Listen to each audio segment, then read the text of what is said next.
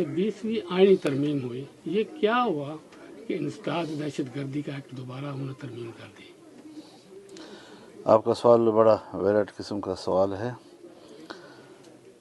یہ تو حکمرانوں کا فرض ہوتا ہے، سب سے پہلے آئین کی حفاظت کی ذمہ داری حکمران پہ ہوتی ہے جی۔ اور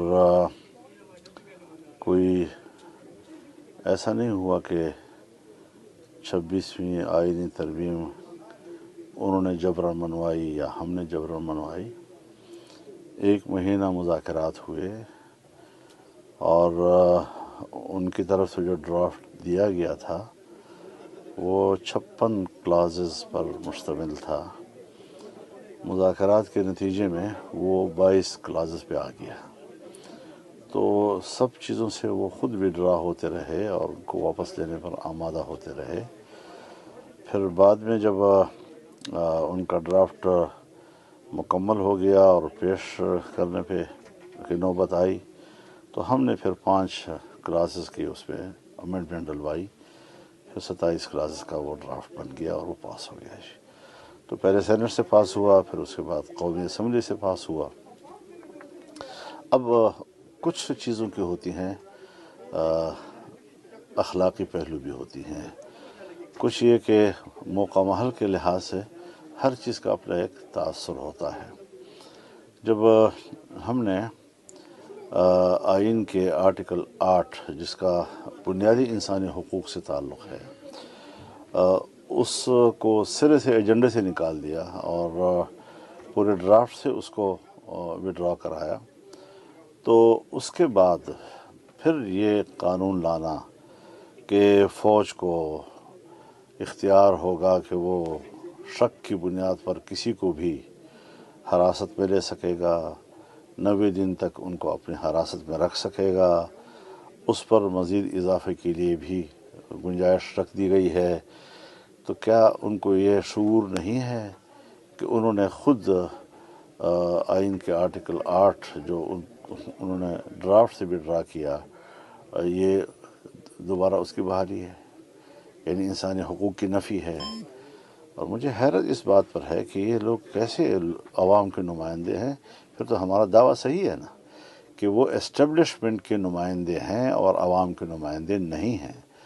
اور جس الیکشن کے نتائج پر ہماری رائے ہے ان کا کردار بھی اسی پہ شہادت دے رہا ہے، اور وہ لوگ جو ہیں تو عوام کے انسانی حقوق کی پرواہ نہیں کر رہے، بس صرف ایک طاقتور کو مزید طاقتور بنانا اور ملک کے نظام پر ان کی گرفت کو مضبوط کرنا۔ سو ملک میں اگر جمہوریت کمزور ہے تو یہی مثالیں ماضی میں رہی ہیں کہ سیاستدانوں نے کمپرومائز کیا ہے جی۔ تو اسمبلیاں بنائی جاتی ہیں، مینج کی جاتی ہیں، الیکشن کے نتائج مینج کیے جاتے ہیں، جس کے نتیجے میں پھر ایسے لوگوں کو حکومت حوالے کر دی جاتی ہے کہ پھر یہ خدمات ان سے لینی پڑتی ہیں جی۔ اگر اسٹیبلشمنٹ کسی کو ایوان صدر عطا کرے گا، اگر اسٹیبلشمنٹ کسی کو ایک صوبے کی حکومت اور اسمبلی عطا کرے گی، اگر اسٹیبلشمنٹ کسی کو ملک کو پرائم منسٹر بنائے گا، تو پھر انہوں نے یہ خدمات ہی کے لیے اس طرح چنتے ہیں نا، تو وہ خدمات ان سے لی گئی ہیں۔ اور میرے خیال میں یہ عوام کی توہین ہے، یہ آئین کی توہین ہے، یہ جمہوریت کی توہین ہے، یہ پارلیمنٹ کی توہین ہے، اور کسی لحاظ سے بھی انہوں نے اس کا لحاظ نہیں رکھا۔ تو اس پر انشاءاللہ العزیز جب میں واپس جاؤں گا تو انشاءاللہ اس پر دوبارہ بات کریں گے ہم، اور بڑے دلائل کے ساتھ بات کریں گے۔ اور اس طرح منمانی تو میرے خیال میں مناسب نہیں ہے کہ جمہوریت میں آپ جمہوریت کو بالکل زمین بوس کر دیں اور طاقتور قوتوں کو غیر جمہوری قسم کے اختیارات آپ ان کے حوالے کر دیں۔ باقی یہ ہے کہ اب یہی چیزیں ہوتی ہیں کہ تاثر یہ ہوتا ہے کہ جیسے ہم کوئی فوج کے خلاف ہیں یا طاقتور فوج کے خلاف ہیں۔ میں ایک محفوظ پاکستان کے لیے ایک مضبوط فوج کا قائل ہوں، لیکن فوج کے اپنے دائرے ہوتے ہیں۔ فوج کے 2010 کے بعد سے جو ہم ان کے اختیارات دیے چلے جا رہے ہیں، وہ دہشت گردی کا خاتمہ ہے، اور دہشت گردی کے خاتمے میں آج آپ دیکھیں کہ مسلح لوگ جو ہیں انہوں نے 2 صوبوں پہ قبضہ کیا ہوا ہے، اور یہ کہاں کھڑے ہیں جی۔ اچھا مولانا صاحب، کوئی نئی ترمیم آنے کا ابھی چانس ہے ان ترمیم کے بعد؟ بظاہر تو نہیں ہے۔ ٹھیک ہے۔ بظاہر اچھا، یہ نہیں۔ جو مسلح افواج کے جو تینوں چیف تھے، ان کی جو 5 سال مدت ملازمت کی گئی ہے، تو کیا آپ کو اس ترمیم سے پہلے اعتماد میں لیا گیا تھا؟ کیا آپ اس کے حق میں تھے، یا کیا اس پہ کیا کہیں گے؟ حضرت صرف یہ نہیں کہ انہوں نے کسی کو اعتماد میں لیا، حکمران جماعت کے اراکین کی پرائیویٹ ممبر کے طور پر جو انہوں نے وہاں پر اسمبلی میں بل آلریڈی پیش کیے ہوئے ہیں، دونوں ایوانوں میں ابھی تک پینڈنگ ہیں۔ اپنے ہی یعنی حکمران جماعت کے اراکین کی پیش کی ہوئے بل، جو پرائیویٹ بل ہیں، ان پر تو قانون سازی ابھی تک نہیں ہوئی، وہ آج بھی پینڈنگ پڑے ہوئے ہیں، اور حکومت جو ہے اس کے اوپر بل لائی، اور کوئی ایجنڈے پہ نہیں تھا، کسی کو خبر نہیں تھی کہ آج، بس یہ تھا کہ بل لائے جا رہے ہیں، کیا لائے جا رہے ہیں کچھ پتہ نہیں تھا جی، مطلب وہ بھی اسی روز، ٹھیک۔ اس سے پہلے کوئی خبر نہیں تھی۔ تو بغیر ایجنڈے کے اراکین کو بھی پتہ نہیں، میرے خیال میں تو پرائم منسٹر کو بھی پتہ نہیں ہوگا کہ آج کیا پاس ہو رہا ہے، بس لا کر پاس کر دی گئی، اور خوش ہیں کہ ہم نے اسمبلی سے بڑے اچھے بل پاس کر دیے۔ انہوں نے آئین کی توہین کی ہے، انہوں نے بالکل پارلیمنٹ کی توہین کی ہے، انہوں نے جمہوریت کی توہین کی ہے، اور کم از کم پیپلز پارٹی اور مسلم لیگ کو تو جمہوریت کی بات کرنے کا اب کوئی حق حاصل نہیں ہے۔ تو کیا یہ حکومت 5 سال پورے کر جائے گی؟ ان کو ایک دن بھی پورا کرنے کا حق نہیں ہے جی۔ جو 5 دن کے لیے لائی ہے تو 5 سال بھی پوری کرا سکتی ہے۔ تو بانی پی ٹی آئی کے حوالے سے ابھی بڑی خبریں چل رہی ہیں کہ ان کی ڈیل ہو چکی ہے، تو کیا اس بات میں کوئی صداقت ہے کہ ان کی ڈیل ہوئی میں ہے؟ ایسی بات پہ تبصرہ اس لیے نہیں کر سکتا کہ جب تک میرے پاس کوئی چیز براہ راست نہیں آئے گی، تو میں ذمہ دار آدمی ہوں، میں اس طرح سنی باتوں پر تبصرہ نہیں کر سکتا جی۔ آخری فیڈ بیک دے دیں کہ کیا سمجھتے ہیں کہ بانی پی ٹی آئی کب تک باہر آ جائیں گے؟ دیکھیے، اس وقت تک تو کوئی ایسی بظاہر صورتحال نہیں ہے، لیکن ملک کی سیاست ہے، اس میں حالات بدل بھی سکتے ہیں اور ایک لخت بھی بدل سکتے ہیں، تو اس پر بھی کوئی زیادہ واضح بات نہیں کی جا سکتی۔ تو جو مظاہرہ انہوں نے اعلان کیا ہوا ہے مظاہرے کا پی ٹی آئی کی طرف سے، آپ کیا اس کی حمایت کریں گے، یا کس طرح اس کو دیکھ رہے ہیں، چونکہ آپ ان کے ساتھ ہم تو سمجھتے ہیں کہ مظاہرے، جلسے، جلوس کا ان کو حق ہے، جمہوری حق ہے، اور اگر وہ کرتے ہیں تو انہیں کرنے دیے جائیں۔ ٹھیک ہے، بہت شکریہ۔ مولانا صاحب، ایک یہ بات ہے، ایک تو سیاسی کلچر جو بن چکا ہے، گالی گلوچ آپ نے تقریر میں بھی ذکر کیا، ہم کس نیچ پر چلے گئے ہیں، اب یہ کیسے ختم ہوگا؟ دوسری یہ بات ہے کہ اس ساری لڑائی میں مسئلہ کشمیر، آپ کشمیر کمیٹی کے ممبر بھی رہے ہیں، وہ بھی پس پش چلا گیا، کیا کہتے ہیں اس حوالے سے؟